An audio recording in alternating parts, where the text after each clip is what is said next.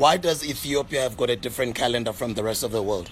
Oh no, remember Guti Ethiopia,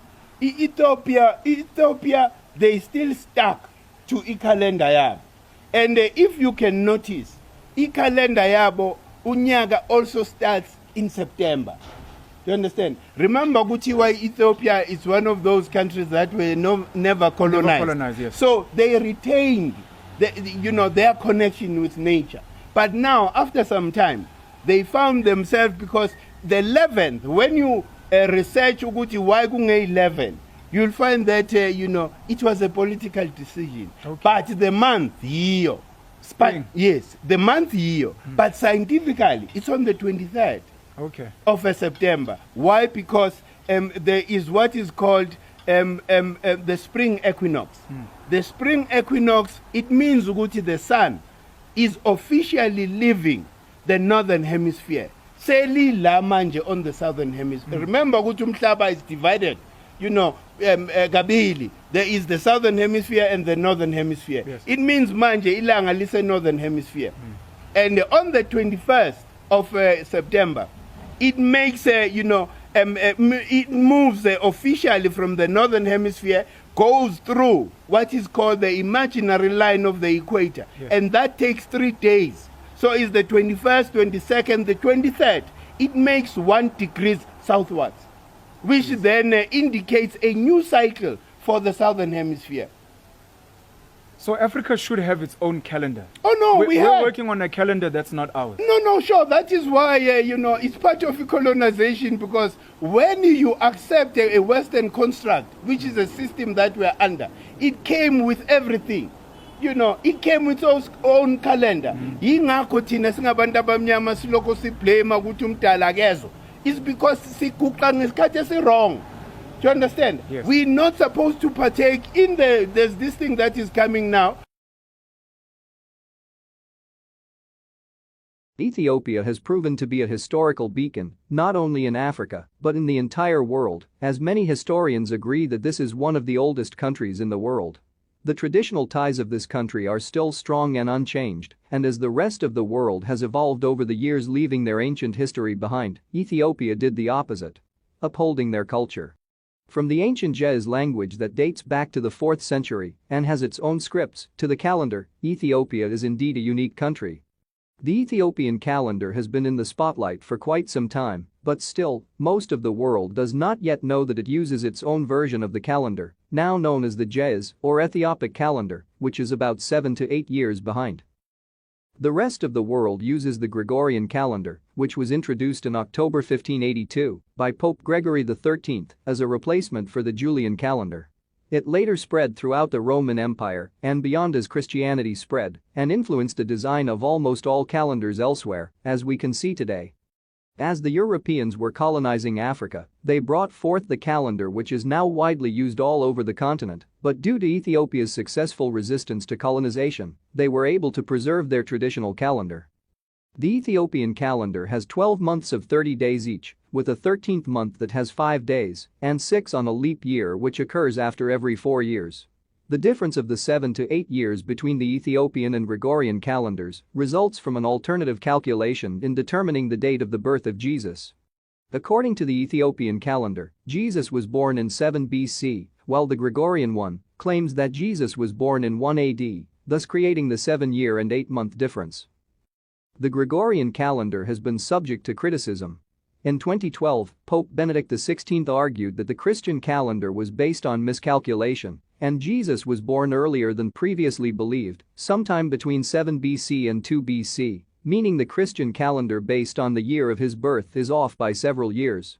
By the time the Gregorian calendar was introduced, the Julian calendar had already been in use for almost 1,600 years. After which the Gregorian version was implemented to represent modernization and improvement in date-keeping. Julius Caesar, who initiated the Julian calendar, introduced this Egyptian solar calendar, taking the length of the solar year as 365 1/4 days, which had exaggerated the year with 11 minutes and 14 seconds. Secondly, the excess leap days that were introduced by the Julian calendar had caused the calendar dates of the seasons to regress by almost 1 day per 100 years. As time went by, this error had resulted to massive differences in time and by the time Pope Gregory XIII was the head of the church in the 1500s, the discrepancy had accumulated to approximately 10 days. To reinstate the correct time, the Pope based his reform on the March equinox, which used to occur on March 11th, but had shifted to March 21st in 325 C. This change was done on October 1582, when the reform advanced a date by 10 days. If you go back to check your 1582 calendar, you'll notice the missing 10 days, as Thursday 4th October of the year was followed by Friday 15th October of the same year. Currently, the Julian calendar is 13 days behind the Gregorian calendar, but the discrepancy between the two calendars will increase to 14 days in the year 2100. It does not even end there, as Ethiopia celebrates its new year on September 11th, unless it is a leap year, in which case it is celebrated on September 12th, and whose celebrations usually last for a week.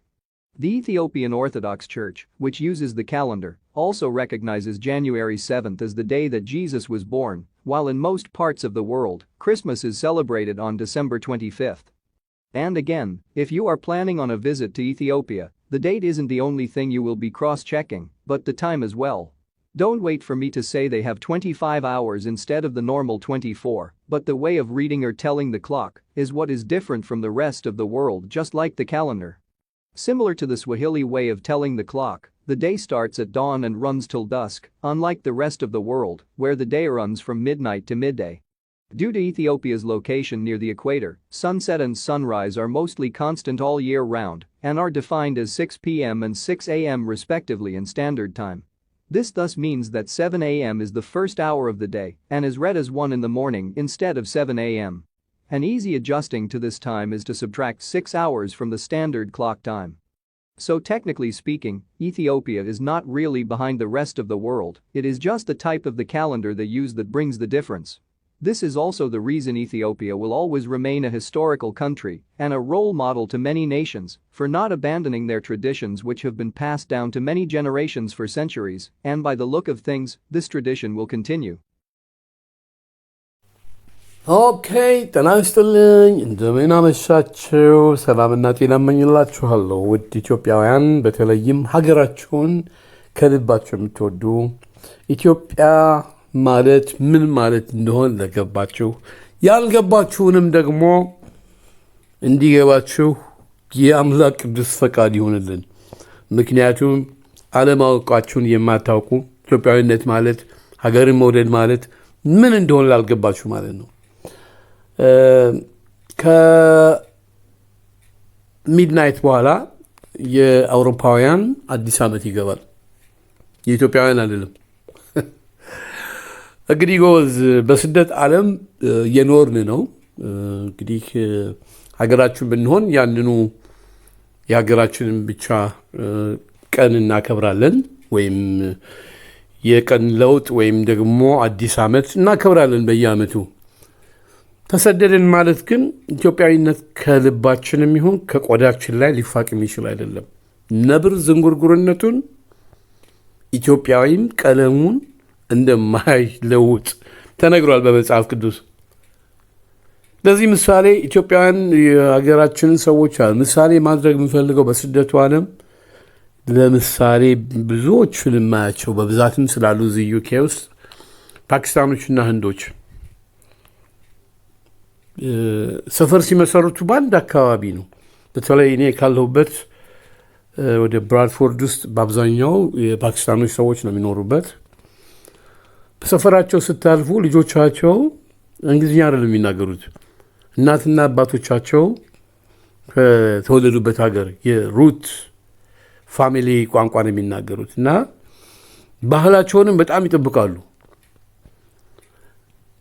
at the same time ደግሞ ላሉበት ሀገር ታላቅ ክብር ይሰጣሉ ምክንያቱም በዚህ በምንኖርበት በተለይ በአሜሪካን ሀገር ያሉ በተለይ ከዓለም በሙሉ የመጣ ህዝብ በሚኖርበት ሀገር ሁሉም የራሱ ባህል አለው አውስትራሊያ ከወሰድን በጣም ነው የሚገርማችሁ የአውስትራሊያው ጠቅላይ ሚኒስትሩ ራሱ የኢትዮጵያ አዲስ ዓመት ቀን ላይ በቴሌቪዥን እኔ አይቻለሁ ዩቲዩብ ላይ ያገኘሁት ለአውስትራሊያ ውስጥ ለሚኖሩ ኢትዮጵያውያን እንኳን ለአዲሱ ዓመት የኢትዮጵያ አዲስ ዓመት አደረሳችሁ ይላል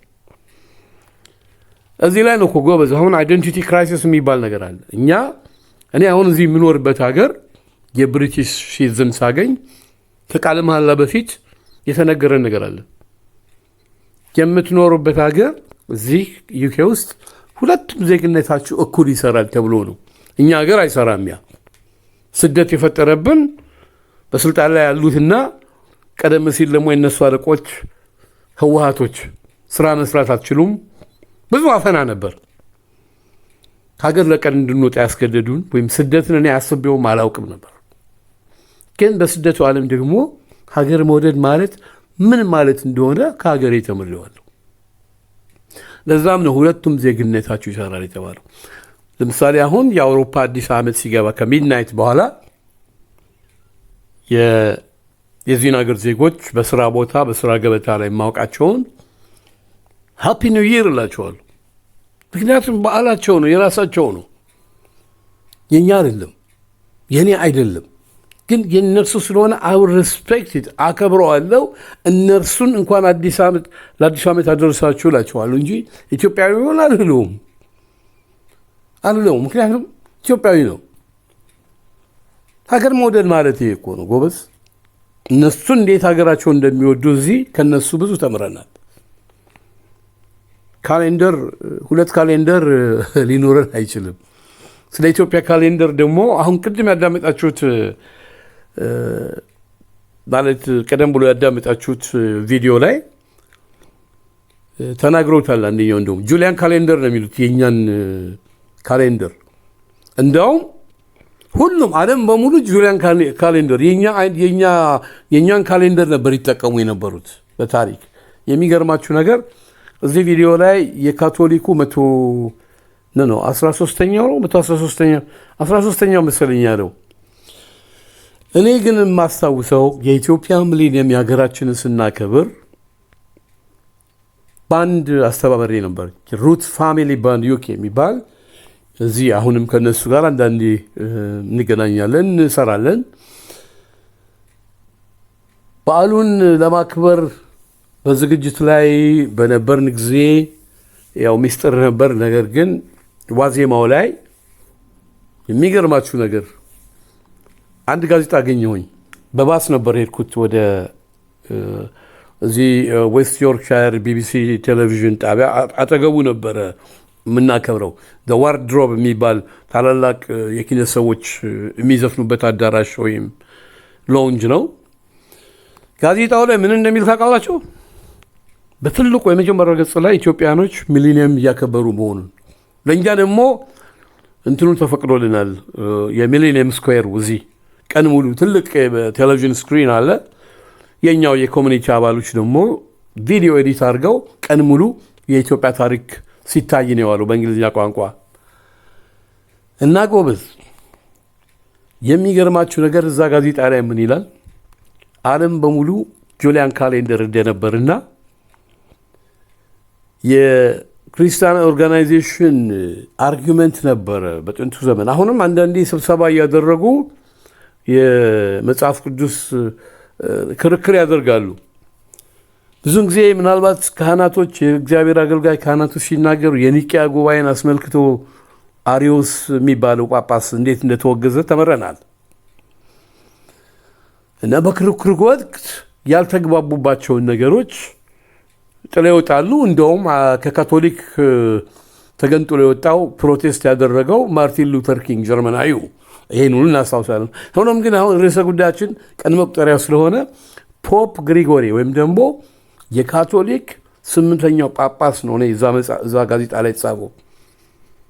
በክርክራቸው ውስጥ ለምን እንደሆነ በማይታወቅ ሁኔታ 8 ዓመት ደመረ ይላል። የ7 ዓመት ተኩል ነው፣ ግን እኛ በተለምዶ 8 ዓመት እንላለን። 8 ዓመት ጨምሮ የካቶሊክ የራሳቸውን ካሌንደር ፈጠረ። ፖፕ ግሪጎሪ ኤይዝ ግሪጎሪ ልክ እኛ ጋር ጳጳሳት በክርስትና ስም ይጠሩ አይደለም ሲሾሙ፣ ወይም ቤተክርስቲያን የምትሰጣቸው የቅዱሳን ስም አለ።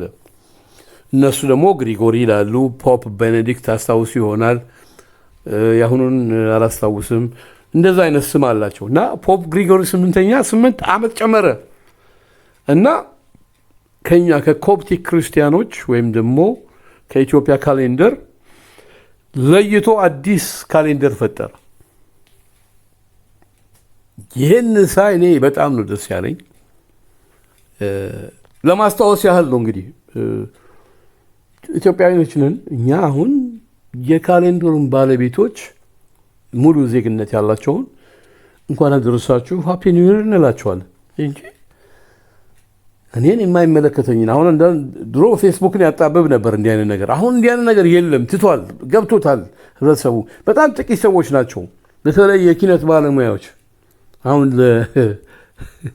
ለዋዜማው ጭፈራ አላቸው በየቦታው እና ይህን ምክንያት አድርገዋል። እኔ እንግዲህ ጎበዝ እዚህ ላይ ንግግሬን አበቃለሁ። ሳምንት የኛ ገና ስለሆነ እረፍትም ስላለኝ በዛን ጊዜ በፌስቡክ አካውንቴ ላይ ለመላው የኢትዮጵያ የክርስትና እምነት ተከታዮች እንኳን ለብርሃነ ልደቱ አደረሳችሁ ለማለት ያብቃን። እግዚአብሔር ለዛ ቀን ያብቃን። ምክንያቱም ያለ ቀኑ እንኳን አደረሳችሁ የሚሉ ሰዎች አሉ። አደረሰ ቢለው ቃል ምን እንደሆነ እንኳን ያልገባዋል። አንድ ደቂቃም እኮ እድሜ ናት ጎበዝ። ልክ በዕለቱ ነው የሚባለው እንኳን አደረሳችሁ የሚባለው። አንዳንዱ ገና 3-4 ቀን። እኔ አንድ የሩቅ ዘመድ በ1965 ሞተው በ1966 ተቀብረዋል የሚባል ነገር አለ። ጳጉሜ 5 ሞተው መስከረም 1 ማለት ነው። እና ሁልጊዜ በዕለቱ ነው እንኳን አደረሳችሁ የምንባባለውና ለዛ ቀን ያብቃን እግዚአብሔር አምላክ። ለገናም በዓል እንድናከብር የጌታን ልደት እንድናከብር የጌታችን የመድኃኒታችን የኢየሱስ ክርስቶስን ልደት በዓል እንድናከብር ያደርሰን። አሜን። ጤና ይስጥልኝ።